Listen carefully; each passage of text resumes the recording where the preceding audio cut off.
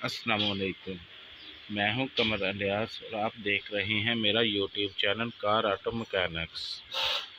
Engine ہے 1ZZ کرولا کا engine ہے 2010 ماڈل کا۔ اس انجن میں پرابلم یہ ہے کہ یہ انجن کی کرینک اور پیس بیرنگ کہیں سے خراب ہو گئے ہیں کہ یہ دیکھیں گھومتا نہیں ہے، بالکل ایک جگہ میں پھنس گیا ہے، بالکل انجن نہیں گھومتا ہے۔ تو ابھی ہم اس کو کھولیں گے اور دیکھیں گے اس میں کیا کیا پرابلم ہے، کیا کیا اس میں خرابی ہے۔ تو ویڈیو شروع کرتے ہیں۔ ویڈیو شروع کرنے سے پہلے میرے اس چینل کو سبسکرائب کر دیں، لائک کر دیں، شیئر کر دیں تاکہ ہماری حوصلہ افزائی ہوتی رہے۔ چلو ویڈیو شروع کرتے ہیں، بسم اللہ۔ تمہیں پیدا کیا ہے، اور اس لیے کہ تم سے پہلے لوگوں کو بھی اللہ نے پیدا کیا ہے۔ اور پھر ارشاد فرمایا کہ الذی جعل لکم الارض فراشا، وہی رب ہے جس نے تمہارے لیے زمین کو فرش بنایا ہے، والسماء بناء، اور آسمان کو چھت بنایا ہے، وانزل من السماء ماء فاخرج به من الثمرات رزقا لکم، زمین کو فرش بنایا، آسمان کو چھت بنایا، پھر آسمان سے پانی برسایا جس کے ذریعے پھل نکالے، اور وہ بھی کسی اور کے لیے نہیں، رزق لکم، تمہارے رزق کے لیے، وہ بھی تمہارے رزق کے لیے۔ یہ ساری نعمتیں تمہیں دی ہیں، اب فلا تجعلوا للہ اندادا، اب تم اللہ کے ساتھ کسی کو شریک نہ بناؤ، وانتم تعلمون، اور تم جانتے بھی ہو، تمہیں خبر بھی، تمہیں پتہ ہے کہ عبادت اللہ کی کرنی چاہیے، تمہیں پتہ ہے کہ نماز پڑھنی چاہیے، تم جانتے ہو کہ نوافل ادا کرنے چاہیے، تمہیں پتہ ہے کہ سجدے آنکھیں بند کر کے جھوٹ کی زندگی جی کے، اپنے ساتھ بددیانتی کر کے، دھوکہ دے کے، اپنے آپ کو دائیں بائیں، اپنے آپ کو کہیں مصروف رکھ کے کچھ وقت ضائع تو کر لیتے ہو، پر تمہیں پتہ تو ہے نا کہ عبادت اللہ کی کرنی، تمہیں اس کی خبر ہے۔ فرمایا اس رب کی، دیکھیں نا، انسان پر اگر کوئی شخص نیکی کر دیتا ہے، احسان کر دیتا ہے، تو انسان اس کے سامنے پھر گردن نہیں اٹھا سکتا، یار یہ میرے مشکل وقت کا دوست ہے، اس نے میرے ساتھ نیکی کی ہے، کبھی بھی گردن نہیں اٹھائے گا، جھکا کے رکھے گا۔ تو اگر عام کوئی نیکی کر دے تو اس کے سامنے انسان کبھی گردن نہیں اٹھاتا، تو جو رب ساری نعمتیں عطا فرمائے، جو کہے کہ تیری تخلیق میں نے کی، تجھ سے پہلوں کو بھی پیدا میں نے کیا، تیرے لیے زمین کا بچھونا بھی میں نے بچھایا، آسمان کی چھت بھی میں نے لگائی، تیرے لیے زمین سے ساری اناج کو، پھل کو، کھیتیوں کو نکالا بھی تیرے لیے، اب تو اس طرح کر کہ تو میری عبادت کر، تو میری بارگاہ میں جھک جا۔ بہت سارے نشے لوگوں کو لگے ہوئے ہوتے ہیں، ہر آدمی کوئی نہ کوئی نشہ کرتا ہے، کوئی دولت کا کرتا ہے، کوئی شہرت کا کرتا ہے، کوئی اپنی تعریف کا نشہ کرتا ہے، دو چار لوگوں سے تعریف سن کے مطمئن ہو جاتا ہے۔ ناراض تو نہیں ہو گیا اس جملے سے آپ؟ کرتے ہیں لوگ دولت کا نشہ بھی، یہ جب نقصان ہوتا ہے تو بندے بیمار نہیں ہو جاتے، پیسے ڈوب جاتے ہیں تو لوگ بیمار نہیں ہو جاتے، تو اس کا مطلب یہ ہوتا ہے کہ نشہ ٹوٹ گیا ہے۔ اب بہک ہوئے ہیں نا تھوڑے سے تو کانپتے ہیں، تڑپتے ہیں، پریشان، نشہ ہی اسی طرح ہی کرتا ہے نا، نہیں ملتا تو پریشان ہوتا ہے۔ یہ سارے نشے ہیں، مختلف قسم کا نشہ۔ ہم مانتے نہیں اس بات کو، تسلیم نہیں کرتے، کیونکہ تسلیم کرنا بڑا مشکل کام ہے، اس کے لیے تو بڑی ساری چیزیں جو ہیں وہ دبوچ کے اور بڑی سارے رستے پھلانگ کے آنا پڑتا ہے، تو بڑا مشکل ہے ماننا، ورنہ کرتے ہیں ہم، ہمارا مزاج ہے۔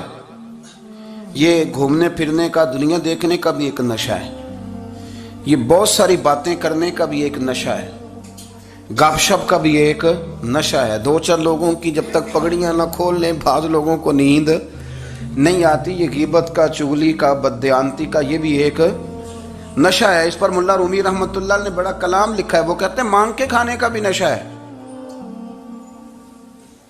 مانگ کے کھانے کا بھی نشہ ہے۔ وہ کہتے ہیں کہ ایک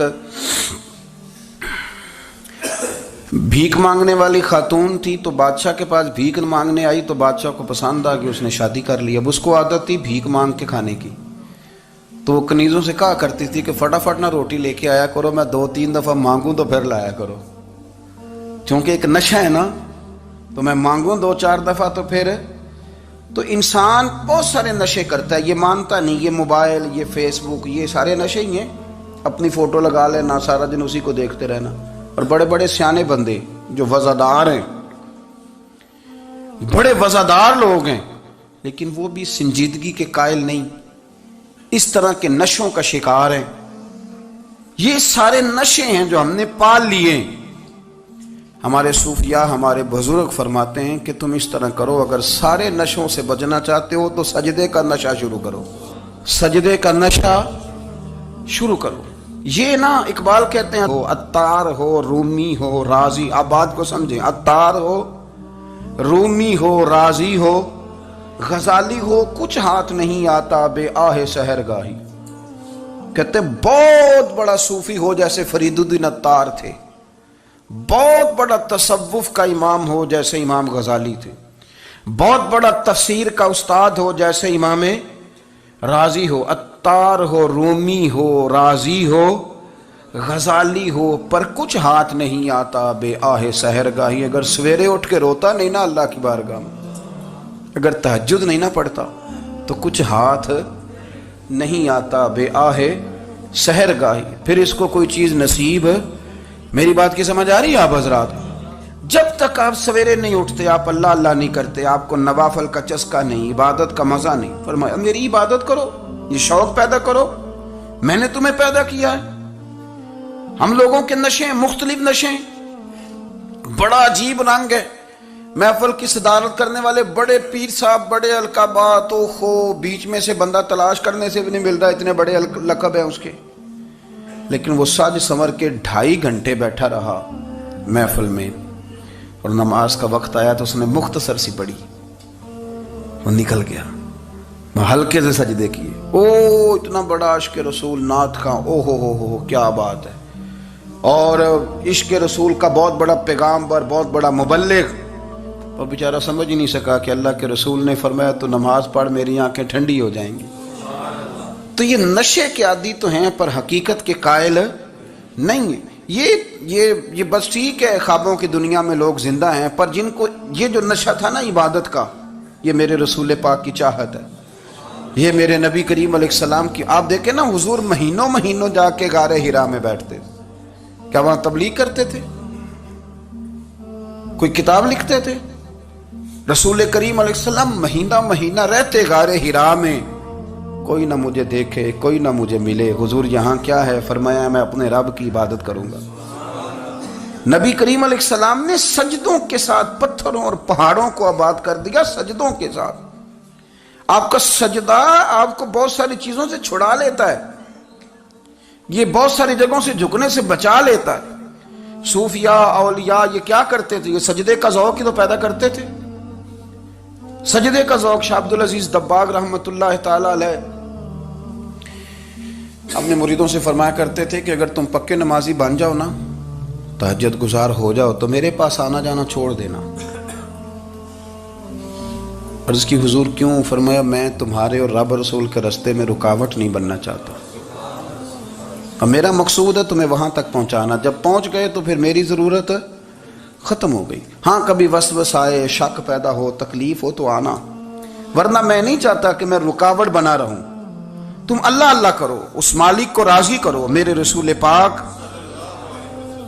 अलैहि वसल्लम ने फरमाया बंदा अल्लाह के सबसे करीब उस वक़्त होता है जब वो सजदे की हालत में होता है। किसके करीब होता है? अल्लाह के सबसे करीब होता है।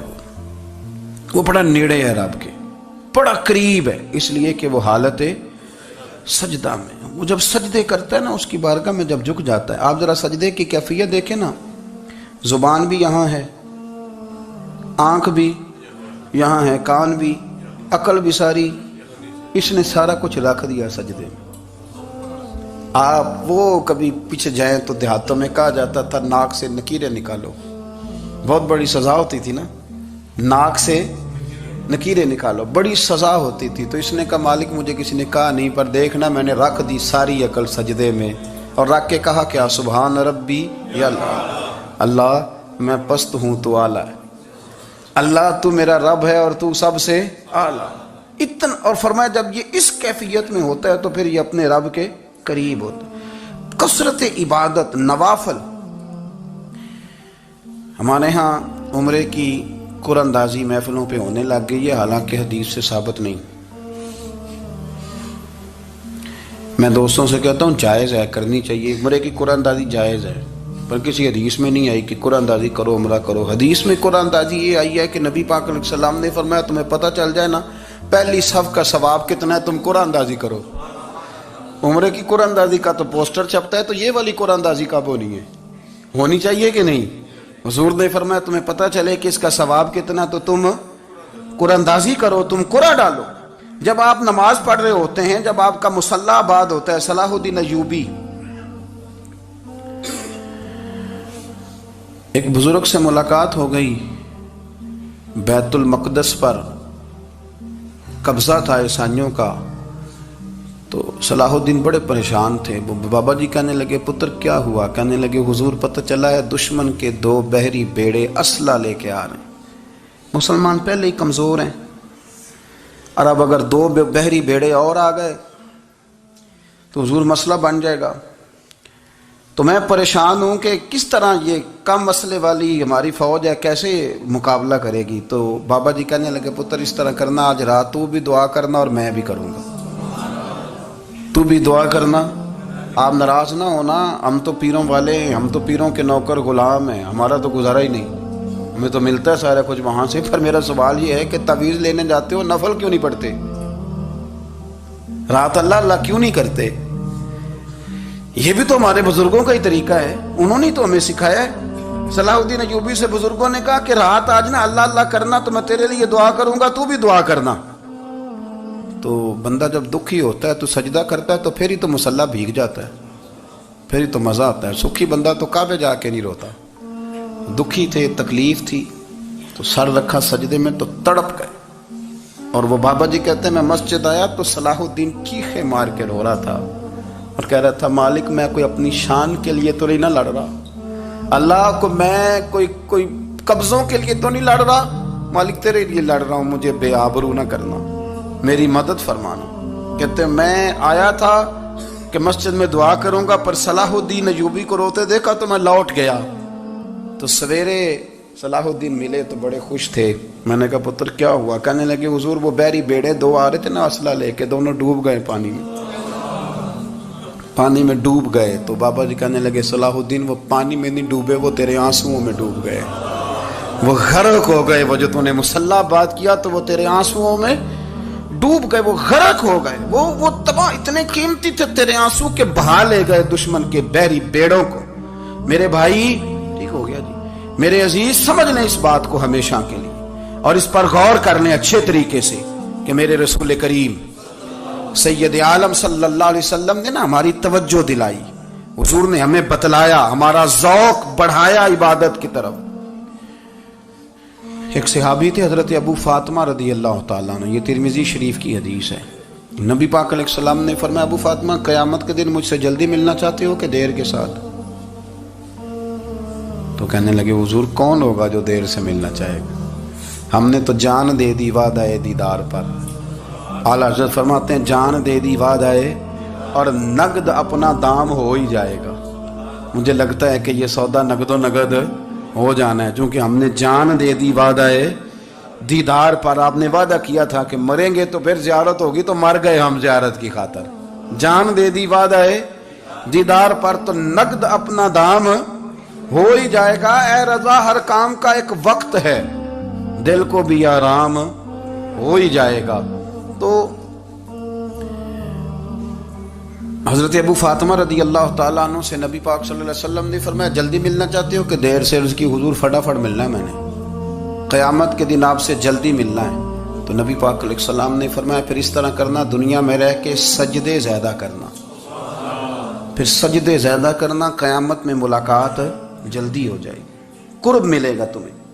اپنے بچوں کے اندر دیکھیں نا، ہم شوق پیدا کرتے ہیں، ہمیں صحیح لفظ نہیں بولنے آتے پر ہم بچوں میں شوق پیدا کرتے ہیں کہ پتر ڈاکٹر بن جائے گا تو بڑا نفع کرے گا، تو لوگوں کی خدمت کرے گا، ملک و ملت کی خدمت کرے گا، تیرے ابا کا نام روشن ہوگا، تیرے دادا کی تعریفیں ہوں گی۔ ہم یہ ذوق پیدا کرتے ہیں، ہم اپنے نوجوانوں کے اندر یہ فکر پیدا کرتے ہیں، انہیں ہم سمجھاتے ہیں کہ میاں جب تم پڑھو گے، محنت کرو گے تو فلاں آدمی کی طرح تمہارا نام ہوگا۔ یہ جتنا ذوق ہم بچوں کے اندر ان چیزوں کا پیدا کرتے، ہمیں حکم ہے کسی طرح ہم ذوق پیدا کریں کہ پتر نماز پڑھے گا تو اللہ راضی ہو جائے گا، تو سجدہ کرے گا۔ دیکھیں نا میرے رسول کریم علیہ السلام نے فرمایا 7 سال کے بچے کو مسجد لے کے جاؤ، یعنی اسے شوق دلاؤ، اس کے اندر یہ خاصیت پیدا کرو کہ اس کا دل کرے مسجد میں جانے کا، اس کے اندر یہ خصوصیات لاؤ کہ وہ ہمارے ہاں نا ہر چیز کو پرموٹ کیا جا رہا ہے، ہر چیز کو یعنی سر سنگیت سکھانے کے لیے اکیڈمیاں بن گئی ہیں، ہر شے پرموٹ ہو رہی ہے، عبادت کا جذبہ کم ہوتا جا رہا ہے، اللہ کا ذوق ہمارے اندر نہیں رہا۔ اور اتنا مشکل ہم نے اپنے لیے بنا لیا ہے کہ وہ بندہ جو بڑی زبردست مذہبی گفتگو کر رہا تھا اور تگڑی بات کر رہا تھا، کیا بات ہے، لیکن نماز کے بارے میں کمزوری دکھا جاتا ہے، نوافل کے بارے میں وہ چپکے سے نکل جاتا ہے۔ امام احمد بن حنبل رحمۃ اللہ تعالی علیہ، مسند امام احمد بن حنبل 14 جلدوں میں ہے مارکیٹ میں، اور مجھے تو خیر پسند ہی بڑی ہے، میں نے تو کئی دفعہ پڑھی ہے، اور کیا بات ہے امام احمد بن حنبل کی، کیسے تگڑے قسم کے محدث تھے اور اللہ نے کتنا انہیں اعزاز عطا فرمایا ہوا تھا۔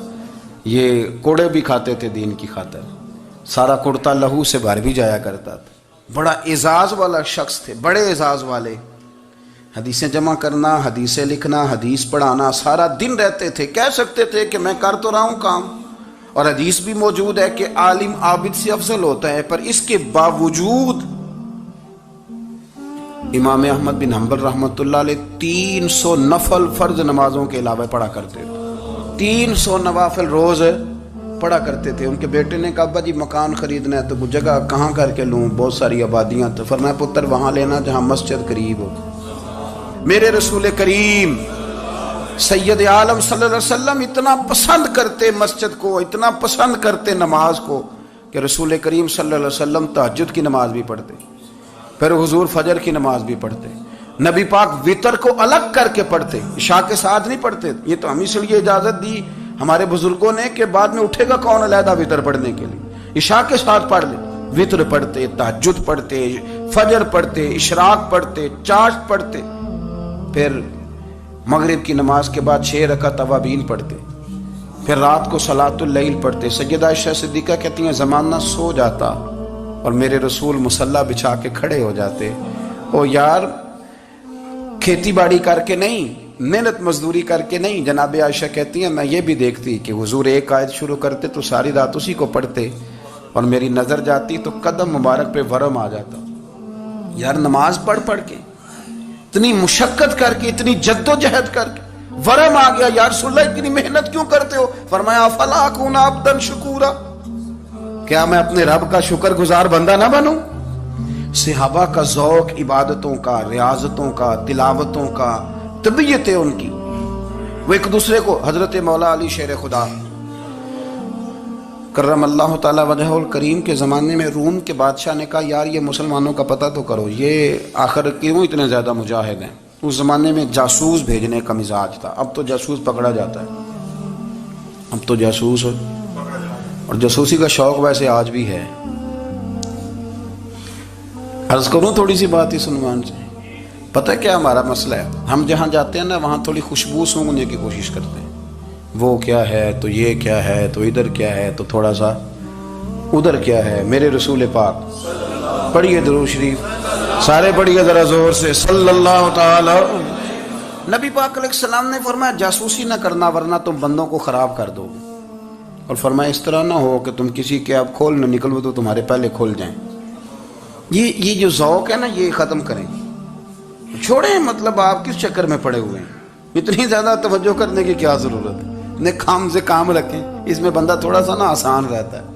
یہ جو بہت زیادہ ٹٹولنے والے لوگ ہوتے ہیں نا وہ بیچارے پھر عمر ٹٹولتے ہی گزار دیتے ہیں، اس لیے کہ مزاج ہی بہت پکا ہے، بوری کا منہ کھول کے اندر تک ہاتھ ڈالنا، تو پھر کئی دفعہ سامنے سے بچھو بھی لڑ جاتا ہے، خرابی ہوتی ہے۔ تو جاسوسی کی جاتی تھی، اس نے بھی جاسوس بھیجے، کیونکہ قبیلوں کے لوگ تھے، کچھ مسلم کچھ کافر، پہچانے نہیں جاتے تھے لوگ، تو کچھ لوگ اس نے بھیجے، انہوں نے آ کے نا تحقیق کی، ریسرچ کری کہ آخر ماجرا کیا ہے۔ تو واپس جا کے انہوں نے رپورٹ دی نا روم کے بادشاہ کو، اس رپورٹ کا ایک جملہ بڑا شاندار ہے، وہ کہنے لگا بادشاہ ہمیں مسلمانوں کی کوئی سمجھ نہیں آئی، ہمیں کوئی سمجھ نہیں آئی۔ انہوں نے کہا کیوں نہیں سمجھ آئی؟ کہنے لگے یار عجیب بندے ہیں، جب رات مصلے پہ بیٹھتے ہیں تو یوں لگتا ہے ان کا دنیا سے رشتہ ہی کوئی نہیں، کوئی کسی کو نہیں جانتا، کوئی اپنے دکھ سنا کے رو رہا ہے، کوئی اپنی بات کر کے رو رہا ہے، لگتا ہے کہ ان کا کوئی رشتہ ہے ہی نہیں جب مصلے پہ بیٹھتے ہیں۔ اور فرمایا جب سویرے یہ جہاد کرنے نکلتے ہیں تو لگتا ہے ان سے زیادہ دلیر ہی کوئی نہیں، حالانکہ جو مسلوں پہ رونے دھونے کے لوگ ہوتے ہیں وہ کئی دفعہ جہاد میں کام نہیں کرتے، لیکن عجیب لوگ ہیں کہ رات کے راہب ہیں، دن کے مجاہد ہیں، کوئی سمجھ نہیں آتی۔ میرے عزیز، ان لوگوں نے مصلہ آباد کر کے رکھا، تلاوتیں ان کا ذوق رہی، منظر روز پڑھنا، اسباق پڑھنا، وظائف پڑھنا، یہ ان کا ذوق رہا۔ اعلیٰ حضرت بریلوی رحمت اللہ نے 1000 کتاب لکھی ہے، لیکن الوظیفۃ الکریمہ کے نام سے جو وہ صبح و شام وظائف پڑھتے تھے وہ الگ انہوں نے ان کو بیان کیا، پابندی کے ساتھ اپنی اللہ اللہ کرتے تھے۔ شیخ شہاب الدین سہروردی رحمت اللہ علیہ اس پر ایک بندے نے اعتراض کیا، اس نے کہا جی آپ کس قسم کے صوفی ہیں، مرید بیٹھے ہیں اور آپ وہاں نفل پڑھ رہے ہیں؟ یہ بھی بڑا مسئلہ ہوتا ہے نا، جو بندہ ملنے آتا ہے وہ اپنے ٹائم کے حساب سے آتا ہے، اور پھر اس کا یہ بھی خیال ہوتا ہے کہ پیر صاحب جو ہیں وہ چونکہ درویش ہیں تو نہ انہیں روٹی کھانی چاہیے نہ سونا چاہیے، چونکہ وہ درویش ہیں، اور ہم چونکہ درویشوں کے ماننے والے ہیں لہذا ہمارا یہ طریقہ ہونا چاہیے کہ جیسے ہم کہیں درویش ویسے ہی کر جائے۔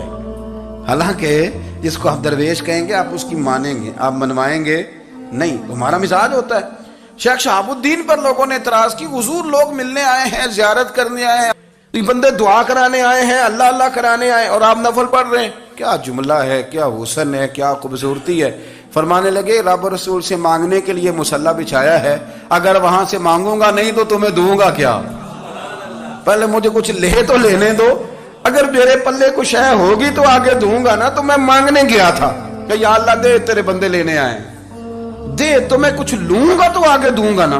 لیکن ہمارا یہ سٹیٹس، یہ مزاج، یہ شعور نہیں ہے۔ گپیں، کہانیاں، داستانیں، گفتگو، خطابت، واز، کیا بات، لیکن اگر کچھ کرنے کا کام ہو تو وہ نہیں ہم سے ہوتا۔ میرے نبی کریم علیہ الصلوۃ والسلام نے مصلی سے دل لگانے کا درس دیا، حضور نے توجہ دلائی، صحابہ اس ذوق کے حامل لوگ تھے، وہ کوشش کرتے تھے۔ جناب صدیق اکبر رضی اللہ تعالیٰ عنہ کا عبادت کا مزاج ہمیشہ قائم رہا۔ حضرت عمر فاروق ساری رات اللہ کے حضور کھڑے رہے۔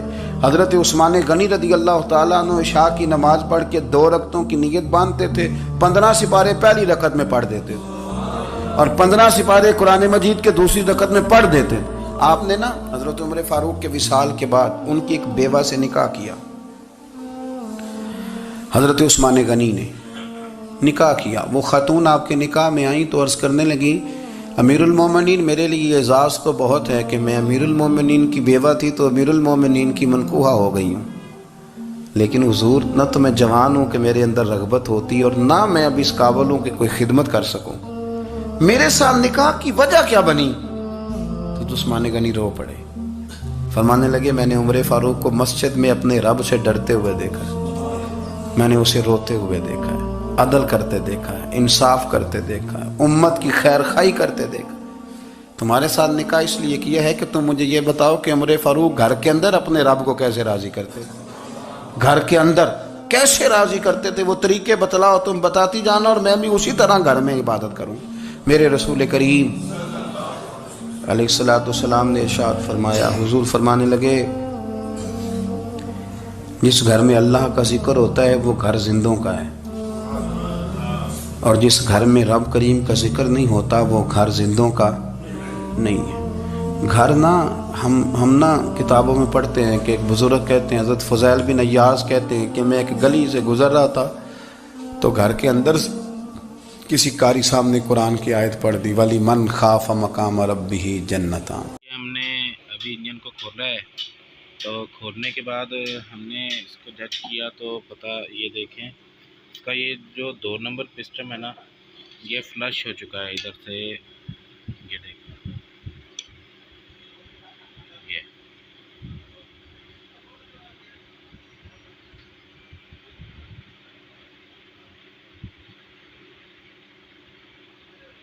یہ دیکھیں یہ مکمل ادھر سے خراب ہو گیا ہے، اور اندر سے اس کا بلاک کا جو سلیپ ہے نا وہ بھی پورا خراب ہو گیا ہے۔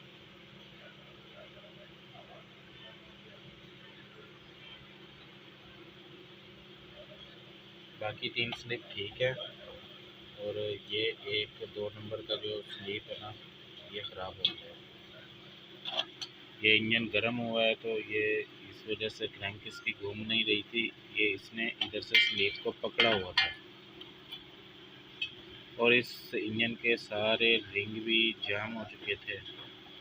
اور اس کی میں آپ کو وجہ بتاؤں ابھی کہ اس کو فلش کیوں ہوا ہے، تو غور سے دیکھو، اس کا ایک کٹ یہ ہے رنگ کا، ایک کٹ، اور دوسرا کٹ یہ ہے، اس کے دونوں کٹ ایک جگہ پہ آ گئے، دونوں کٹ ایک ہی جگہ پہ ہونے کی وجہ سے یہ فلش ہوا ہے۔ اس کا یہ ایک کٹ، فرسٹ رنگ کا بھی کٹ برابر، سیکنڈ کا بھی اسی جگہ میں، اور تھرڈ رنگ کا یہ دیکھیں، تھرڈ رنگ کا بھی اسی جگہ پہ ہے۔ یہ کسی نے رنگ انسٹال کیے ہیں تو پتہ نہیں اس نے کیسے انسٹال کیے ہیں، کٹ برابر نہیں کیے، جس کی وجہ سے یہ پورا جو ہے نا خراب ہو گیا پسٹن۔ تو کائنڈلی کاریگر حضرات سے گزارش ہے کہ جب بھی رنگ انسٹال کیا کریں تو یہ جو کٹ ہیں ان کا خاص خیال کیا کریں کہ یہ ہم نے کدھر کدھر کو رکھنے ہیں۔ یہ کاریگر کی تھوڑی سی لاپرواہی کی وجہ سے یہ دیکھیں پورا انجن کا نقصان ہو گیا۔